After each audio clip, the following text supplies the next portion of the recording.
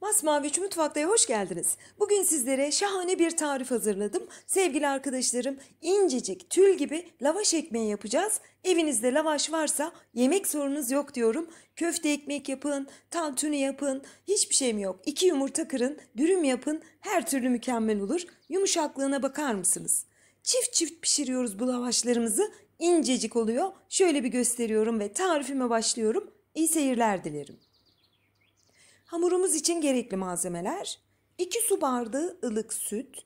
Ilık süt kullanırsanız hamurunuz çok çabuk toparlanır ama soğuk sütte sorun değil. 1 tatlı kaşığı tepeli tuz.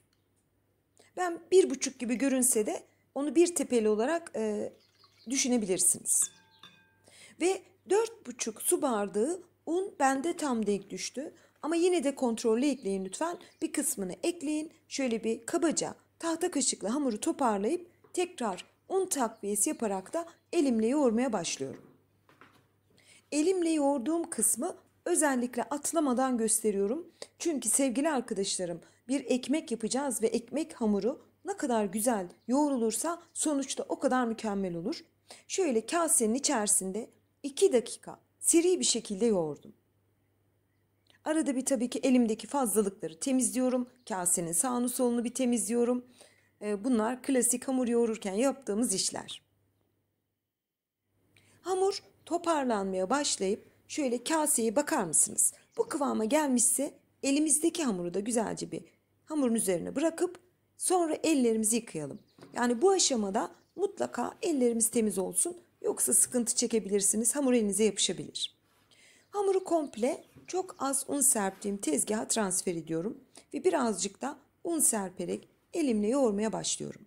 Şimdi burada dikkatinizi çekerim. Hamuru tezgahta yoğurmaya başladıktan sonra kıvamının nasıl elastik, yumuşacık ve mükemmel olduğuna lütfen dikkat edin.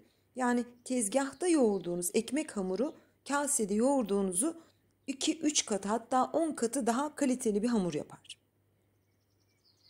Tezgahın üzerinde 2 dakika kadar seri bir şekilde yoğurdum. Bakın sevgili arkadaşlarım, ne kadar güzel bir hamur oldu. Yumuşacık ama kendini de toplamış, böyle ne derler, sakız gibi, fıstık gibi bir hamurumuz var. Mayasız bir hamur olduğu için hemen çalışmaya devam edebiliriz. Hiç beklememize gerek yok. Hamurdan ortadan 2'ye kesiyorum ve 2 tane silindir yapıp bezeleri alıyorum. Toplam 30 tane lavaşımız olacak. Bu sebepten dolayı 30 eşit beze almaya gayret gösterelim ama benimki de ufaklı büyüklü oldu biraz. Tartmadık çünkü, göz kararı. 30 tane beze alıp bezeleyerek hazırlıyorum. Biliyorsunuz daha önce bu tarifimin Japon lavaşı adı altında suyla yapılanını vermiştim. Orada birçok arkadaşım rica etmişti, Selva Hanım çok sert oldu suyla yapışan, pişirmeye dikkat edemedik, zordu diye. Özellikle sizlerin isteği üzerine bu defa biraz farklı bir versiyonunu sunuyorum bugün. Sütle yaptım, yine mayasız, pişme tekniğiyle, her şeyiyle çok daha güzel oldu. 30 tane bezemizi hazırladık. Şimdi her bir bezemizi 10 santim olacak şekilde açalım. Bu açma işlemi de yine çok kolay. Hiç korkmayın. Yani mutfakta çok da öyle hamarat olmanıza gerek yok. 10 santimlik bir bezeyi minicik çocuklar bile oynarken açabiliyor. Yamuk yumuk mu oldu? Yine korkmayın, devam edin. Olsun, sonuçta bu bir ekmek. Pasta yapmıyoruz ki her tarafı dört dörtlük olsun. Şöyle yakın çekimle hamurun güzelliğine bakar mısınız? Birkaç dokunuşla 30 santim açtım bile, kenara alıyorum. Bütün bezeleri açarak hazırladım. Diğer işlemimiz için yarım çay bardağı kadar sıvı yağ ihtiyacımız var. Hatta yarım çay bardağı çok bile geliyor. Ben zeytinyağı kullandım. Bir fırça yardımıyla bezemizin üzerine boş yer kalmayacak şekilde sürelim. Daha sonra da diğer bezeyi, açtığımız o minik bezeyi üzerine kapatalım.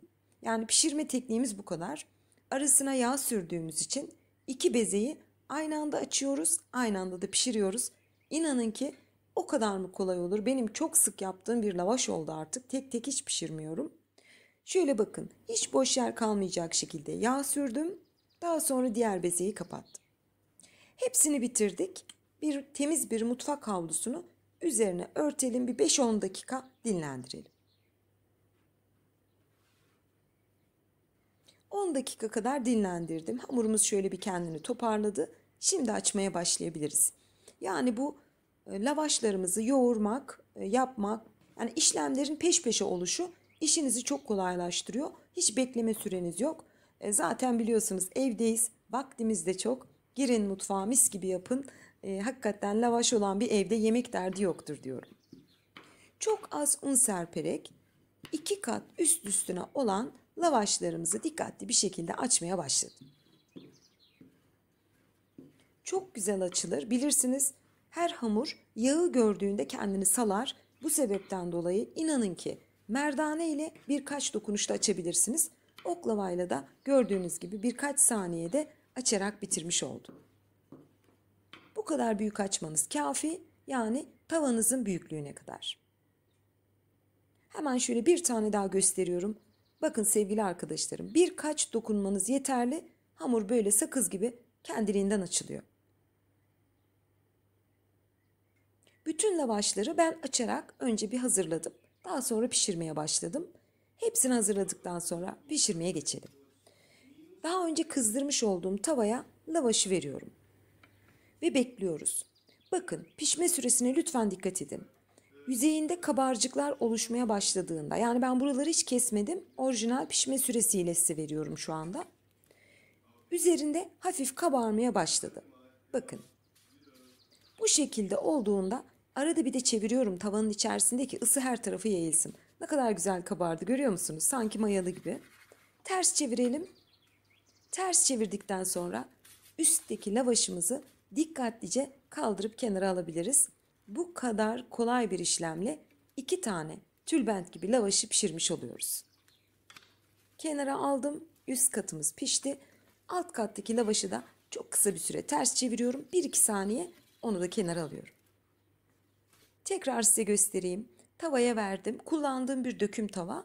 Ocağımın ısısı 0'dan 14'e kadar. Bütün lavaşları 12. ayarda pişirdim.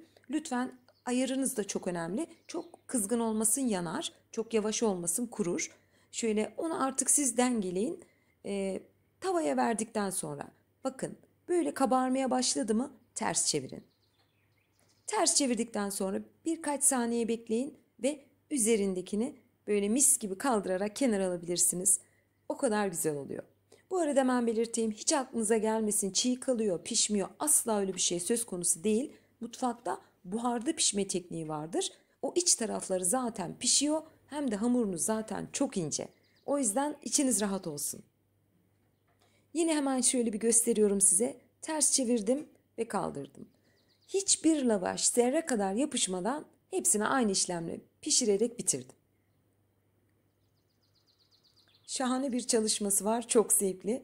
Çok severek çalışıyorum. Evimden de eksik etmiyorum. Tam da ekmeğin çok evde kalıp da gerekli olduğu bu günlerde vermek istedim. Ve bütün lavaşları aynı işlemle pişirerek bitirdim. Bittikten sonra bir temiz mutfak havlusuna sardım. Yumuşasın, buharında daha güzel olsun diye. Bakın sevgili arkadaşlarım. 30 tane lavaşınız bildiğiniz ipek gibi.